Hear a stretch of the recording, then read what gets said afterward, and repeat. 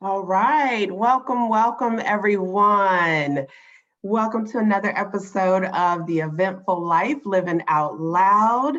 I'm so excited to be here with you again this week. My name is Janelle Boyd, and for those of you who are tuning in for the first time, I welcome you and I thank you for being here. I am the founder of the Eventful Life, and I also am an event producer. I'm also a mompreneur of a 4-year-old and a 7-year-old. And most recently, guys, I have coined myself the instigator, okay? Because I challenge you in this space, I challenge you to think a little bit differently than maybe how you've thought in the past. And I feel like that is where we are here in 2021.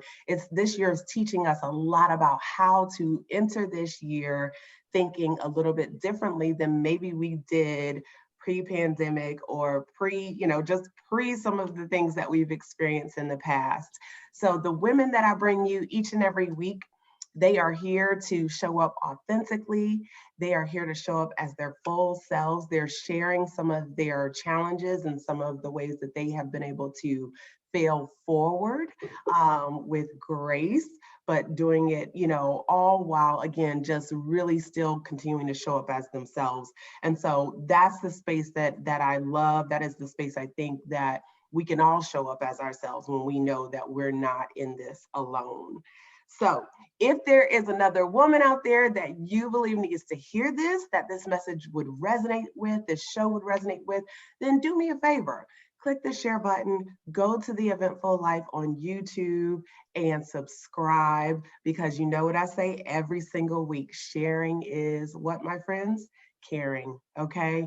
So here we are. I am really excited to present my next guest. This is a special episode. So I don't know if you guys have been following all week, but I've been sharing with you that this is a special episode because I actually get to bring someone to you who I call her a trailblazer. I believe that, she is someone who has, how they say you got to go through some things, right? You got to go through some things to grow through some things.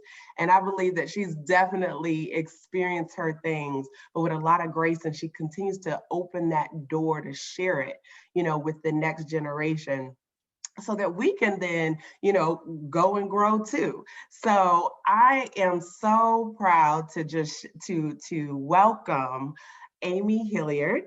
She is, let me tell you a little bit about who she is, right? Who she be, right? So she is a former corporate executive, mompreneur, founder and CEO of the Comfort Cake Company and the Hilliard Group, former president at Fashion Fair Cosmetics, creator of the Sizzling After 60 blog. And I know y'all are saying 60 where? Because she looks fabulous, honey. And soon to be author of Pivot for Success, which is her new book that is coming out soon, and we're going to talk a little bit more about that in a minute. But Amy, welcome. Oh, thank you, Janelle. This is so fun and fabulous because we met a long time ago, and when you reached out after I told you about my book, I said I'd be happy to come on your TV show because I think it's wonderful what you're doing for women to live out loud, living out loud. It's wonderful. Yes, that's right. I think that we're in a season right now where women are truly not just finding their voice, but they're owning it, Yes.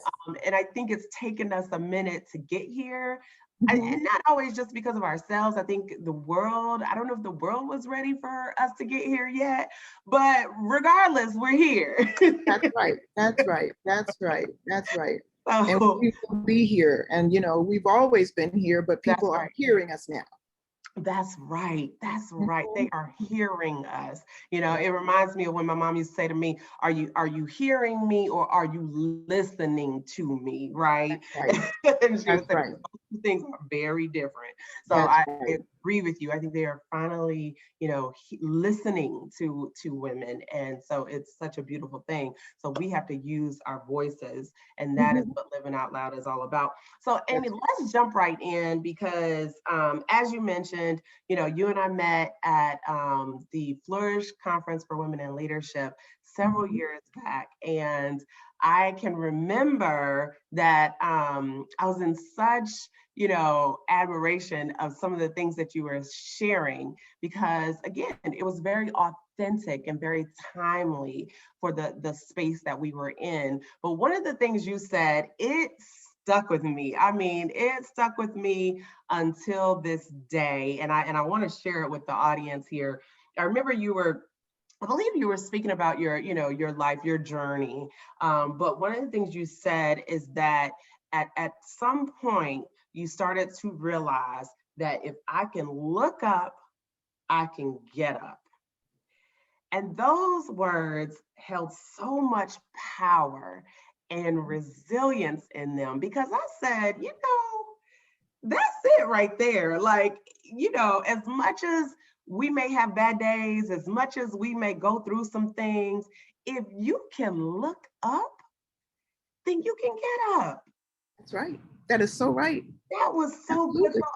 Yeah, I want to start right there because I want you to, share with us how that has played, like just those words right there, how that has played a part from your upbringing, like from childhood to where you are now, because there was so much power and resilience in those words.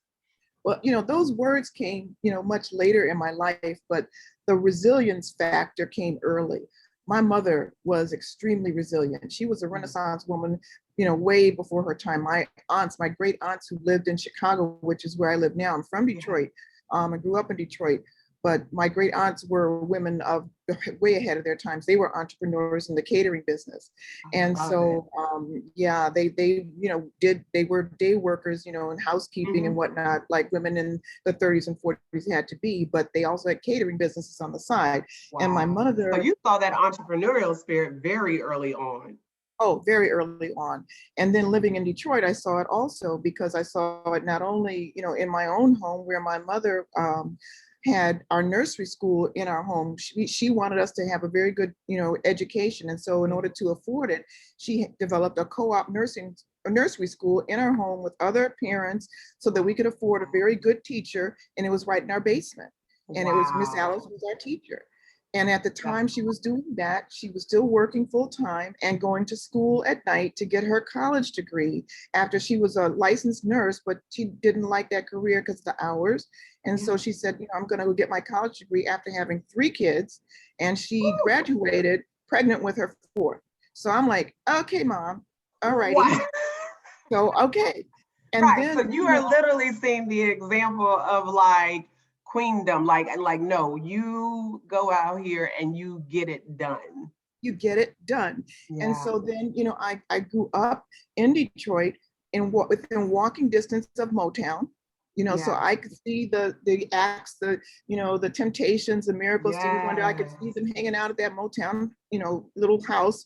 And then I remember going to the Michigan State Fair and actually seeing the Supremes at the heyday of their height. But they were resilient. They didn't care that they had to perform at the Michigan State Fair in emerald sequin gowns with Yeah. long white gloves, singing Stop in the Name of Love, and the pigs were oinking in Yes. the back. They did not care. They were resilient. They're like, we're going to sing to anybody who wants to hear our Who will song, right? listen? I know Who will that's listen, right. right? But the words of that, that I talked about in terms of if I can look up, I can get up, Jonelle, came at a very devastating time because Mhm. this was in 1988 when my favorite cousin who lived in LA, she and I would go to, she lived in LA, I lived in Detroit. We Yeah. came to New York one time as a, graduation from high school and we hung out all together. She was brilliant and beautiful. Well, she had gotten married. I was in her wedding. She was in my wedding. And she was on a trip to Mexico. and was driving with her husband and was in one of those Jeeps that didn't have, the roll top. And Yeah, they call them the Wranglers or whatever. The Wranglers, exactly. And they were coming around a curve and had an accident, and the car went over the cliff, and she was killed. Oh my God. So my aunt, my mother's sister, was frantic because her husband, her name was Brett, he was devastated and could not help her with the proceedings at all. He was just devastated. So she called and said, Amy, you've got to come out to California and help me because your uncle can't. So next thing I knew, I had thrown some things in a suitcase, got off and I got on a plane. When I got off the plane, my aunt took me directly to a wig shop. Brett had long, beautiful hair. She said, I want an open casket. I'm like, okay, Aunt Eileen. So I had to help pick out a wig. And then we went from there to the funeral home. And okay, here's the wig. She goes, no, you have to go and help the funeral director put it on right. I'm like, Aunt Eileen, I've never done anything like that. She said, but you have to do it.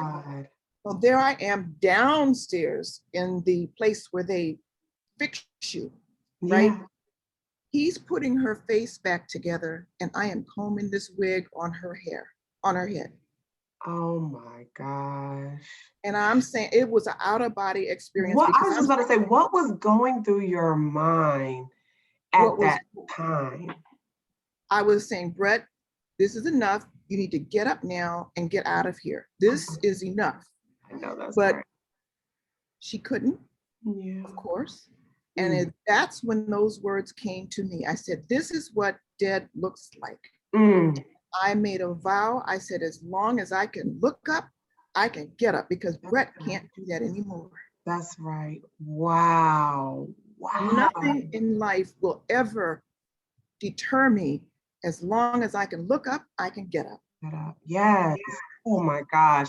And now that you've shared the context behind those words, I mean, it's even more powerful because, sometimes we do get in to our own headspace or our feelings or just even our circumstances. And we think that, okay, there's no coming back from this, or this is the end, right? This is the end of my career. This is the end of my heyday. This is the end of, and it's like, no. As long as you can look up, you can get up. And the thing about it is, it's so true. I mean, and I told my kids that all the time. My kids now, they're grown people. My daughter's 34, my son is 31, or Bill will be 31. And I didn't know this, but I would tell my kids this all the time when they would come home and like, Mom, I can't do this anymore. Yes, you can. If you can look up, you can get up. And I was drilling that into them. I didn't know this until my son got ready to go away to college. He got accepted to Howard University, where I went. He rolled up his sleeve and he said, Mom, I have tattooed that on my arm. Wow. If I can look up, I can get it. He said, I never want to forget that. That's right. That's right. And so here we are, Mom is imparting, you're planting seeds that you didn't even know you were planting in that way into your children, right? So, I mean, that could be a whole nother conversation, just how you imparted that resilience into them. That's right. Without, them having the full context of what that really means, but they're going to carry that with them for the rest of their life. And so that's just amazing. I love that, Amy. Oh my gosh. And here's, before we kind of move into my next question for you, I think this is powerful too for my generation and the next generation to understand, because, we live in this world right now where social media can really, I will be honest, I have a love-hate relationship with social media. I know that it can do good, but I feel like oftentimes it is not used for good all the time, right? But we live in this world where everything is microwaved, and there's also this sense of not reality, right? And so it's easy for younger folks to find themselves in a space where they're like, I can't do this because I think that I'm the only one going through this, whatever this is, right? Mhm. And so there's this warped sense of, I'm just at the bottom of the barrel, right? Right. When the reality is, if you stop to think for a minute, are you? Like, are you? Well, Are this you is really? no, you are not. And Right. this is one of the reasons why I felt it was really important to write the book and to be authentic about some of the ups and downs that I have been through. Because Yeah. people look at me and say, oh, girl, you've had it made. No, I haven't. But the Right. thing that it is important for all of us to realize is that resilience is in our DNA as a people. Mm. We could be, and I don't know how many people have ever gone to Africa and gone to where we went to the slave ports where they went on the door of no return Yeah. in Senegal. And when you go to something like that and realize what our people went through Yeah. and have come through, Yes. stuff that anybody's going through now is nothing compared to what our ancestors went through. Yeah. And Yeah. so, when I talk to sisters and I talk to women, they say, it's so hard out here and I can't do it. I lost my job and I'm like, or I got laid off or, Yeah. my kids are driving me crazy and everything is going nuts. And, my boss is working my last nerve and everything. Yeah. And I said, you know what? It is not as hard as picking cotton. Mm. Let's be clear. Woo. Whatever's going on, it is not as hard as picking cotton. Yeah. Yeah. So That's perspective. it's perspective that if you Mm-hmm. just stop for a minute and pull it back and say, yeah, this is hard, Yeah. but where are you living? You got nice clothes, Yeah. you've got some things going on that aren't perfect right now, Yeah. but how can you make progress? It's not so much that you look Right. at something and say, oh my God, this isn't working. Let's figure it out. How can Right. you figure it out and Yeah. keep it moving? Yes. Because as long as you can look up and you can get up, as you have your health and you have your friends and you have your faith, you can do something positive. That's right. There's still possibility. There's still possibility. I And love it. believing in possibilities is pivot point number 2. Ooh, look at that. So let's go right on into it, okay? Because that was a good transition.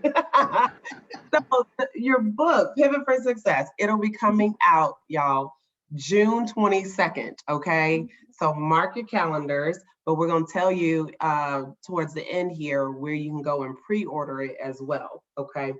But I was telling you earlier before we started that this book could not have come at a better time, because right now I feel like we're in a universal pivot, right? Like, and when I say we, let me clarify.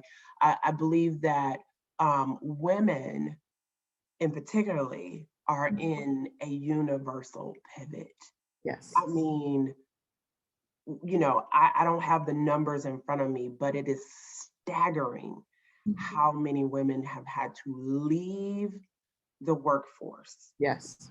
during this pandemic Yes. because of a number of reasons: job loss, home care, Right. whatever the need might have been. But it has clearly impacted women, and I'll take it a step further, Black women, Oh, yes. more than any other people out there. Yes. Yes. Yes. So, it really has. yes. So I want to talk a little bit about the book, but I first want to read to you, okay? Because this is in your opening, and this is why you guys have to go get the book, because once you hear this, you're already gonna be like, okay, where do I order? So this, I think, really resonates. It really resonated with me, and I think it will with the audience too. In today's times, if you aren't willing to change, you will be left behind.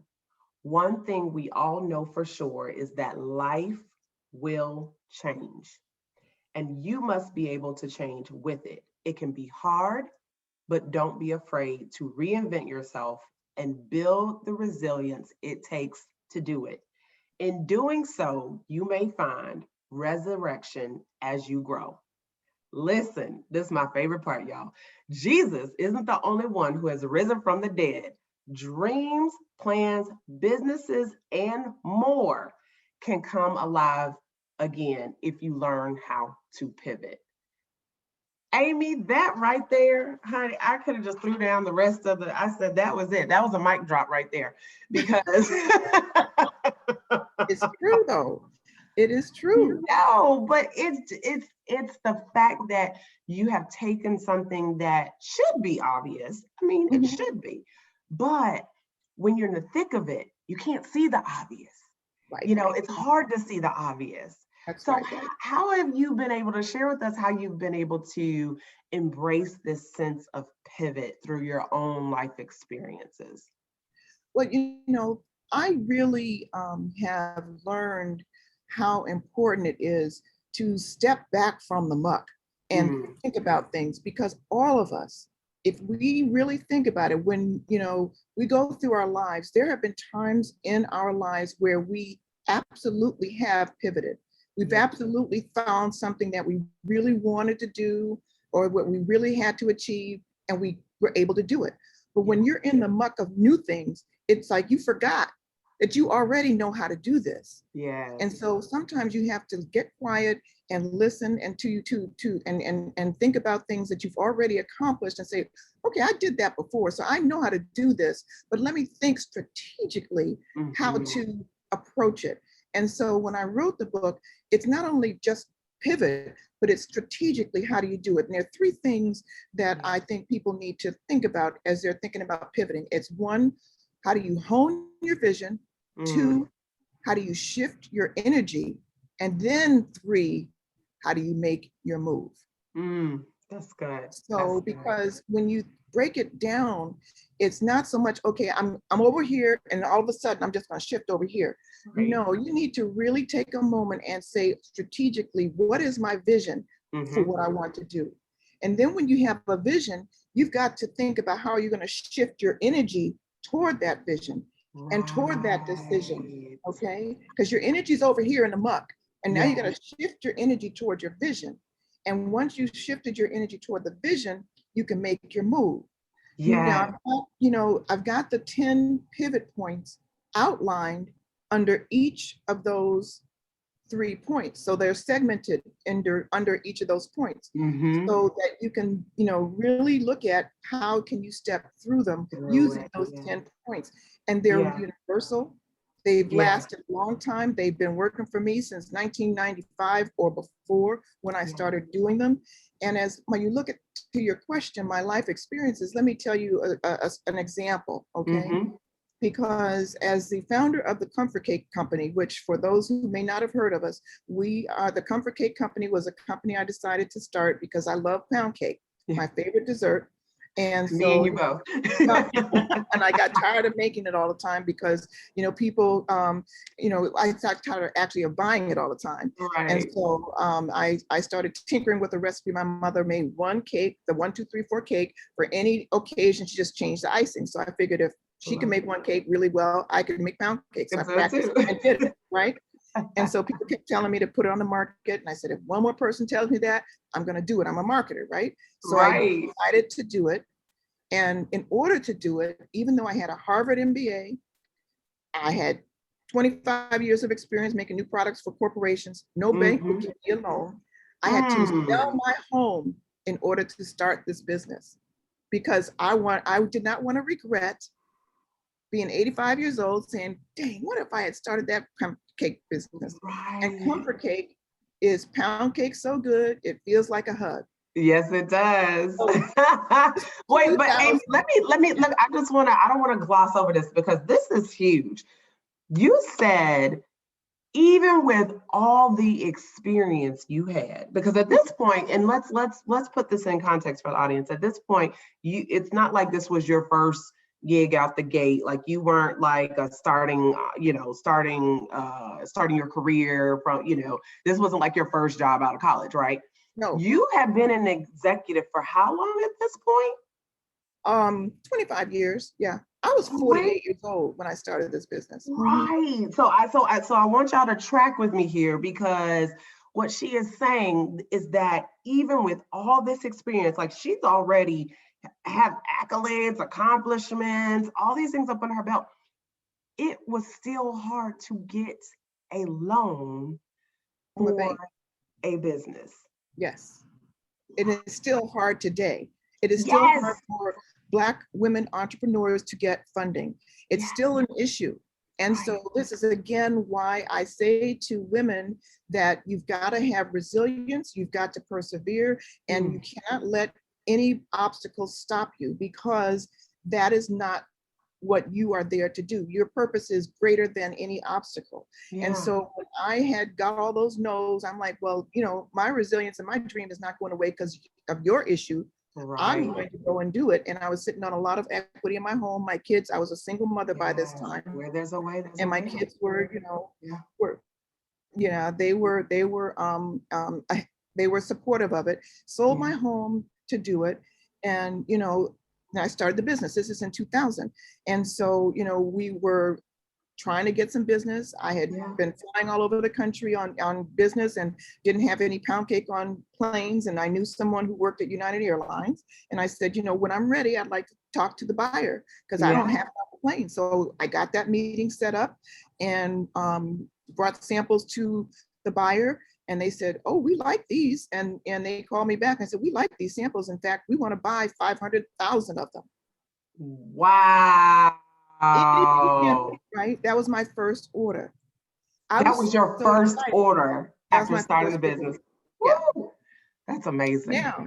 But talk about resilience. The bakery that made those great samples could not produce the order. So I had to fire that bakery. I had to find a new bakery and in order to get all this stuff done. And so long story short, you know, we got it all done and then we were, you know, rolling to get everything working. And then the order was due in September 2001. Okay, so 9/11 happened. Oh my, that's right. Oh my goodness. Right? Talk about resilience. 9/11 happened. And so I had asked for an extension because of the, you know, delay in production. So they gave me extension to October. And I was like, oh, good. But when 9/11 happened, I thought we were going to be canceled. But United Airlines said, no, a product called Comfort Cake on our planes right about now would really feel good. They let me keep the business. They saw the value. Yes. But what happened was the new bakery that was treating me like Mrs. Fields was wonderful. Their business, so much of it was in the airlines that they were struggling to stay in business. And the bakery owner called me and said, I am sorry, but the bank is coming to shut us down on Tuesday. They had $45,000 worth of my pans. All of my stuff was in their warehouse. Now, when a bank comes to shut you down, they take all the assets. Everything, right? OMG. So you're talking about resilience. Amy, right. So what did you do? I called my small staff together around our little conference table and I said, guess what, people? We have 5 minutes for a pity party. And then we're going to get the U-Haul because we are going out there Tuesday morning at 8 o'clock to get our stuff. Woo! Oh my word. Listen. Oh, I feel like I'm watching a movie right now. I mean, that's really thinking on your toes and like you said, resilience, because you're right. When banks come, they take everything. They're looking at everything. And that would have been the sum whole of your business. That's right. I would have never gotten it all back. But what I'm saying to you is, and saying to everyone is, when you're in a situation like that, you have two choices. You can operate in faith or you can operate in fear. That's right. That's right. And I said, no, I am not operating in fear. I'm operating in faith because I am a woman of faith. And I said that God told me to take his hand and do Comfort Cake anyway. That's right. So he wouldn't let you just, that's right. He's gonna let me down. And so we went out there and I was ahead. Well, my guy who was doing the U-Haul got there Mhm. before I did because it was traffic and I was like crazy. I'm like, oh my God, Right, I I'm gotta sure get there you in time. So he were. was there and he got all the stuff and I was there. But to talk about relationships, I knew all the people at the bakery. I knew the product developer. I knew the operations manager. I got to know everybody. And when I got there, the operations manager said, Amy, come in my office. I'm going to show you something. He said, we really wanted you to succeed. He said, let me pull something off the computer. He pulled off my actual cost of goods. Wow. He said, and I know a bakery that's about 2 miles down the road, and I'll call them so that they can continue your production so you won't lose your business, because Christmas was coming and I had, red boxes for my e-commerce business coming and everything. And he said, they will be able to help you, but you will know that you will get in your profit that you need, because this is how much it really costs. Oh, wow. And he didn't have to do that. Like, he did not have, he could have just been like, okay, here's your stuff. Thank you, ma'am. Have a good life, right? Have a good life. But that speaks to, I mean, oh my God, so many lessons. The power of resilience, the power of relationships, oh, the power of just showing up. Like, Right. oh my gosh, wow. And so these are all part of the pivots there, that that pivot of believing in possibilities, the pivot of maintaining perseverance, Yes. and seeking positivity, that pivot of doing that. All of these things in that one story, Yeah. are there because you've got to have faith. And the faith is, where you're focusing in on what you want. You are, and it's an acronym. The F is focusing it on what you want. The A is assuming success. The I is, making sure you're leading with integrity and your intelligence. Yes. The T in faith is trusting in the process, and the H is keeping yourself in hope. Ooh. So, you can just do these things. Did y'all hear that? Faith. Yes. I love it.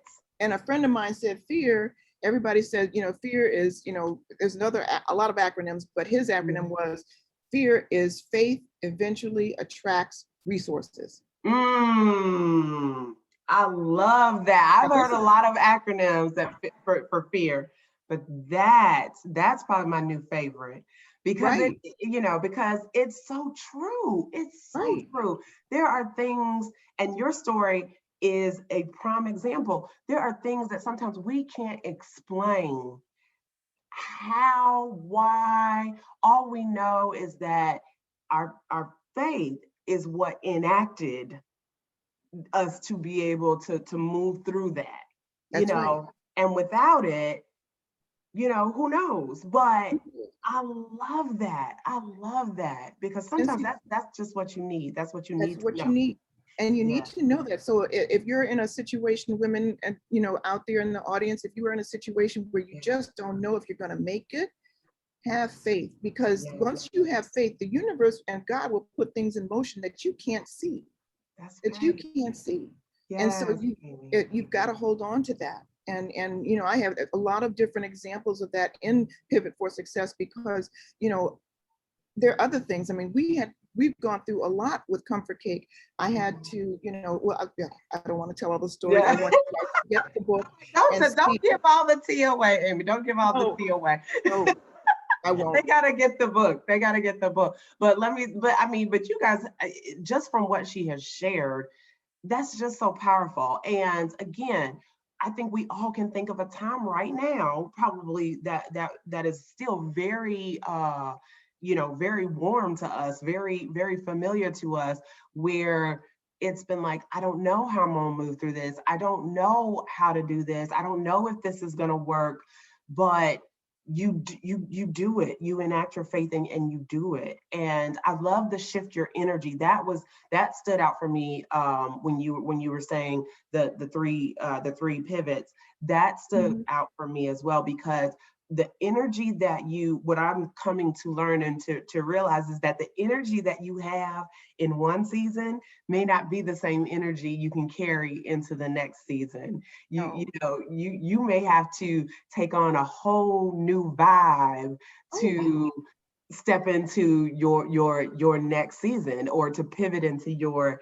into your next season. So that really resonated with me, Amy. Okay, so without giving too much away, because I know we've already given y'all a whole lot of nuggets. I know some people are already gonna go back and re-listen to this because it has already been so powerful. But tell me, what's so you talked about the power of the P's and how you've been able to apply them, you know, in your experiences. But what's been your, I guess, what's your favorite? If you can even say that there is a favorite, because I know that's hard, especially when you have lived them. But if you had to choose, what would be your favorite? And then how have you been able to apply them? Well, you just shared that, but you know, how critical, I guess, how critical would you say it is to have some sort of application that you can apply in these situations, right? That you don't just think that you can just, you know, sometimes we think we can just wing it, right? Like, oh, you know, I can do this. I don't need to have a strategy, if you will. I can just move through it, you know, without having a strategy or anything like that. What do you believe is the importance, the true importance of having a strategy for this? Well, I appreciate what you're saying, you know, and I very much appreciate that, you know, these 10 pivot points have been so important, you know, to my life. It is hard to pick one. Yeah. I was very, very gratified that, you know, these 10 pivot points, when I first, as I mentioned to you earlier, in my little guidebook that I wrote in 2005, that, you know, Michelle Obama endorsed those. Wow. And she has supported this book, Pivot for Success, as First Lady. And, you know, I have just been honored that Sheryl Sandberg of Facebook has endorsed the book. Debbie Allen has endorsed the book. Dr. Wayne Frederick, the president of Howard University, has endorsed the book. Felicia Rashad has endorsed it. I mean, a lot of people have felt that it is important. Susan Taylor, the editor-in-chief of Essence Emerita, has endorsed it. I mean, it's just because, you know, these are universal points. So if I had to have a favorite, it's believe in possibilities, because you know, you can, as long as if anything that you see out here in the world that's exciting, that is monumental, that has been created, God put that in the mind of someone, that possibility. And then it's up to you to see how you can make it happen. But the ones that are challenging are, so that was pivot number 2. Pivot number 6, which is having patience. Okay, Amy, now let's talk about that. Can we just talk about that for a minute? Because patience is not, look, I know they say patience is a virtue, but I believe, again, we've kind of grown into a little bit of this, gotta have it now, right? This instant gratification type of society that we've kind of grown into. And so, you know, it's funny, I was listening to my pastor last weekend, and he said something that is very similar, where he said, you know, we want the pleasure, like we want the proof before we have the pudding. Like we want to say, well, you know, but I've conquered something before we've actually conquered something. That's right. That's right. And that can get you into trouble. That can get you into trouble. And here's why. Because sometimes when you rush towards something and you think you've got it all, and you think you've got the strategy, and you think you've got, and you, like you said, you're just going to wing it because, you know, I can get this. You will find that you can make mistakes. You can find that you can go in the wrong direction. And if you had just waited a little bit to see where the lay of the land is, to just get some more information, to do a little more research, you might have pivoted in a different direction. And so having patience is actually powerful. And teaching others in your family, in your circle, in your community to have patience and see where things are going to settle is important, because think about what happens when you go see a play. Between Act 1 and Act 2, the set is rearranged to prepare for the next act. And so if you don't prepare for the next act, you know, the set can be a mess. A mess. And a big mess. And so, think about what patience can do for you. It can really allow things to germinate, to calibrate. You can, simmer that stew a little bit longer, and you know how things can taste better the next day. Yes. Amy, that's right. Let it marinate. Let it marinate a little bit. And that's challenging because I am, I'm definitely a type A person. I like to see results. Right. But, I have had to learn the power of patience. Yes. You can find out a lot when you're sitting in intermission. That's intermission. Listen, that's gonna stay with me. And when you're sitting in intermission, you can learn a lot. Cause I and I have to say, you driving down my street right now because patience has not been one of my biggest, it hasn't. I've had to learn. And I'm so grateful for this new season where I am learning that everything doesn't have to be a thing right now. Like, and if the pandemic hasn't taught us that, oh my God, it is. I think that it has happened for a reason. It's got God is saying, let me just get rid of all this extraneous stuff that you all thought was important. Yes, and show you what really is. What's really important. Have some patience to really figure that out. And also, to your point of getting the proof before the pudding, pivot number 5 is getting prepared. Okay, you got to do the work. That's right. In order to have your dreams manifest, you got to do the work. That's right. Yeah, that's right. You got to do the work. You got to do the work. And I think what we are learning again from this pandemic is that the work, while we have focused heavily on the external work, there's a lot of internal work that had to be done, and it's still needing to be done to manifest that next pivot. We're trying to pivot, but we ain't done the work internally or externally to prepare for that pivot. You are so right, Jonelle. And that's the other thing about this book. There are a lot of books out here that will give you templates for pivoting. And, if you go Google them, this is the template for, there's not that in the book. Because this is a book that is really focusing on the inner mental mindset that you need to have. If you want to go and get a book that has all those templates, God bless you, go to Google and get one. So if you really want to think about what it is I need to strategically set my mind to do as a first step, this is what this book is for. Because if you can't get your mind right, you won't get anything else right. That's right. That's right. Ooh, listen, I don't know about y'all, but I'm getting the book, okay?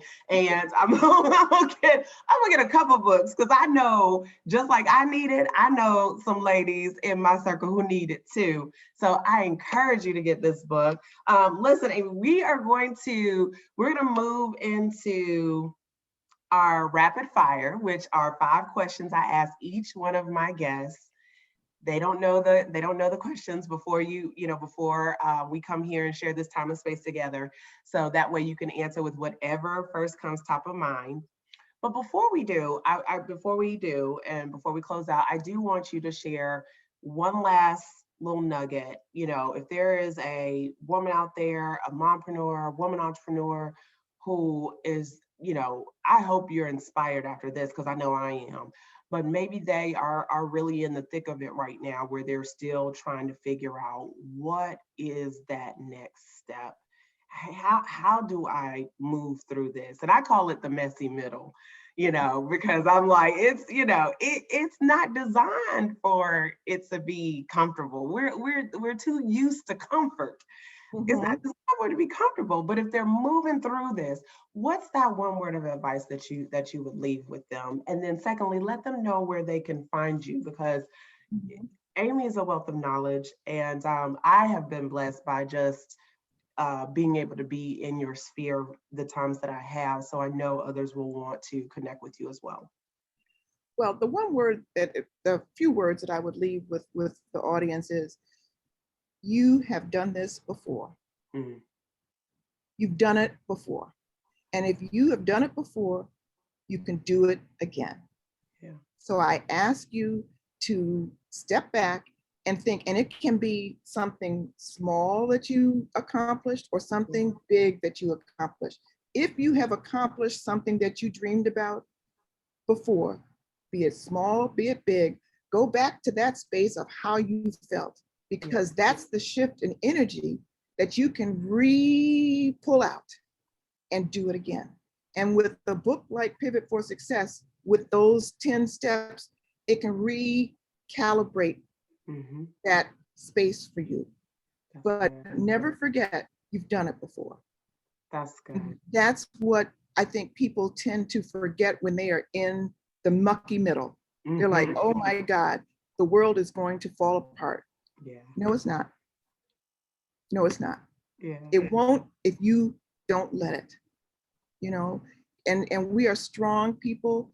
And it takes time to really mentally remember that resilience is a muscle that will atrophy if you don't use it. That's good. That's good. That's right. And what they say, if you don't use it, you lose it. If you don't use it, that's right. Good. And so we all have it. So just use it. You guys can get in touch with me through Instagram at Amy S. Hilliard. I'm on Facebook, and look for the Facebook picture where I have on a white shirt. I have a couple of Facebook accounts, but use the one that has me in a white shirt. And then also on LinkedIn, you can reach out to me there. And then go to my website, www.amyshilliard.com, and you can connect with me there as well. And in fact, you had asked me about giving something away. Can I talk about that now? Yes, okay. Absolutely.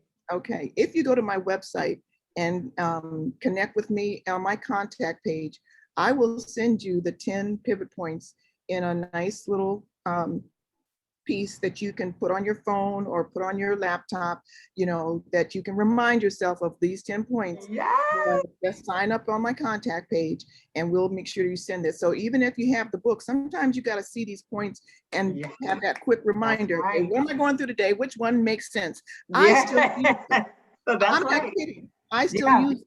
It's like affirmations, They're like affirmations. Yes, you have to surround yourself intentionally, to your point, with things that are going to speak positively into you, right? Because we got enough of the other coming at us. We need to be intentional about the positive. So, Amy, I'm going to go sign up for those because I'm like, that is amazing. Thank you. Yeah, absolutely. And you can pre-order the book now on Amazon. You can just go to Amazon right now and pre-order, and they will ship it to you June 22nd. And it's right there. Pivot for Success. Yes, Amazon.com, you guys. Pivot for Success. Please make sure that you get it. If you don't, I don't know what to tell you. I'm trying to help y'all out here. Okay. All right. So rapid five. You ready, Amy? I'm ready. Okay. So number one, what do you like to do for fun? Oh my goodness, for fun, I love reading. Yes. I love cooking. Oh. And I love cooking. I was a home ec major at Howard University. Really? Really. Wow. Because I wanted to be a buyer at a fashion store. I wanted to have my own clothing store. Yeah. Place they had a fashion merchandising course was in the home ec department. So I'm like, okay. And I love it anyway. So that works for me. And so I love his comfort cake, right? Yeah, comfort cake. I love cooking. I like working out, and that really works for me with my blog, Sizzling After 60, because I am awesome. I am very, very committed into the health of our people, especially women, as we age. There is, so much that exercise and eating right will do for you that we can sizzle. That's right. And honey, you are sizzling. I'm like, that's what I'm just like, I said 60 where? Like, I mean, come on now. I'm just goals. I'm just trying to make sure that I keep it. Okay. So those are things that I do for fun. And I have fun, with friends and special folks. But yes, I love it. As you should. What's one stereotype about moms or women that drives you bananas? Stereotypes about moms and women that drive me crazy, especially about moms, is that, moms are like, it's the whole concept of when you hear about mom jeans, And that, you know, moms, once you become a mom, that all of a sudden Life is over. life is over, and that you're not sexy anymore, and that, you're just a mom. I'm Right. like, excuse me, what? What happened to the other part of you? Exactly. Yes. Like we were a whole human being before Right, we birthed a child. right. It's like, no, I am still who I was before I became a mom. And That's as a woman, I'm still, who I was, and I can do many things as a woman. many things. Yes. But one of the things and this is another thing that was another platform that I want to develop. One of the things we do have to be cautious of Mm-hmm. as a woman who may have ambitions and things of that nature, we can't forget one of the most powerful things we do have as women Mm-hmm. is our femininity. Yes. Yes. That's right. Yeah. Sometimes when That's we're right. climbing those mountains, when we're Yeah. slaying those dragons out here, Yeah.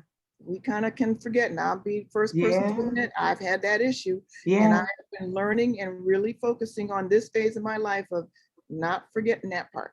Yeah, no, that's really good, Amy. And it's funny because I've talked about that in this space. I've touched on that in this space about how when you are a leader in, well, either space, in corporate America or in the entrepreneurial world, how do you make sure that you don't take on that masculine type of leading that you feel like you have to step into in order to either prove something or to, or just to show that you're about your quote unquote business, and so to your point, I do think that is something that needs to be talked about more, because we have a way of uniquely doing what we do because we are women, because we do possess that feminine, that feminine power and pizzazz, Right.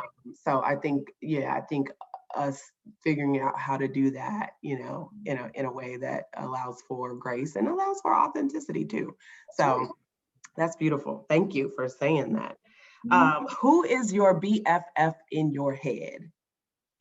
And I know this might be hard for you because you have circles. So Oh my goodness. The BFF in my head is my mother. I would have to say that.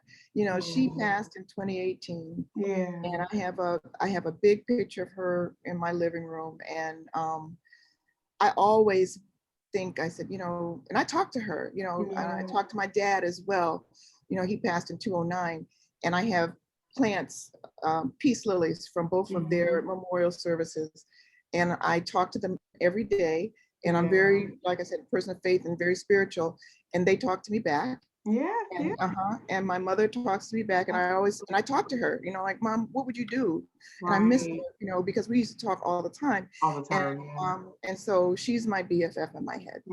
I love that. Yeah. That touched my heart. I love that.